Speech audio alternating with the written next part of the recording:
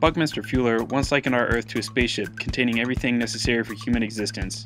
Aspen Hall is just one example of how Colorado State is attempting to steer this spaceship in a sustainable direction.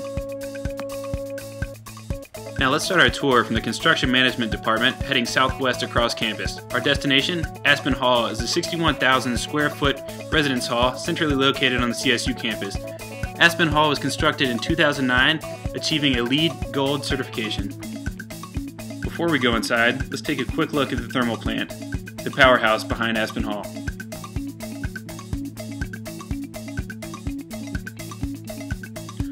Aspen Hall has the ability to store thermal energy in the form of ice production. The plant makes ice at night when electrical rates are at the lowest and then reverses the process during the day to melt ice and cool the building. They also have the ability to use 12.6 kilowatt solar panels in the thermal plant, which save 3,534 pounds of CO2 in the first 500 hours of operation. There's a 95% efficient condensing boiler for heating water and domestic hot water. Boilers adjust automatically for the demand and flow requirements. The thermal plant was designed for expansion to support the Newsom Hall site redevelopment in the future. Now let's head back towards the building. So now let's take a look at the building exterior. Aspen Hall exterior consists of xeriscaping, hatched brick for pervious flow of stormwater, reflective roofing, which minimizes solar heat gain in the building. There are also egress windows in the basement to provide daylighting. Aspen Hall currently uses gray water for subsurface irrigation and is designed with capacity to use gray water for toilets in the future. Now a word from Brad Massey, the architect of Aspen Hall, on some of its sustainable design features. So Aspen Hall was the second phase of the academic village. The engineering and honors and dining facility were the first phase. So our site was pretty much dictated for us. It's a very north-south orientation, so we weren't able to do the normal desire to have an east-west oriented building. So with that in mind, we really focused on making sure our window sizes were appropriate, particularly on the west side, so that they allowed the natural daylight in without being too large. We also tuned the glass so that the west facade had a higher tint to it than the north, so that the late afternoon sun wasn't too intense.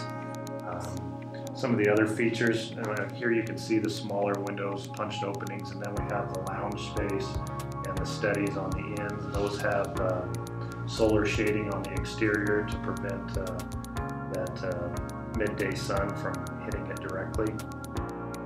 Large overhangs at the north main entry also are some of the features that are passive. We also have heat recovery wheels. It's not a passive thing, but we take the exhaust from the bathrooms and run them through the wheel and recover that energy before it's discharged out of the building. Now let's go inside. Directly inside the lobby, high concentrations of fly ash were used, along with recycled concrete as a sustainable substitute to improve the strength and improve the durability of the lobby floor. Sustainable education artwork is also hung throughout the building to help educate students about the sustainable aspects of Aspen Hall. And lastly, where the students spend the majority of their time, the dorm rooms. These dorm rooms include multiple sustainable features. All bathroom fans are linked to the heat recovery system. There are low flow faucets, shower heads, and toilets in each room.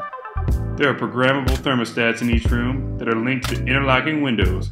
Because of this, students are unable to run the heating or cooling system while the windows are open. Now that you've seen my room, it's time to draw this tour to an end. We hope you've enjoyed what you saw.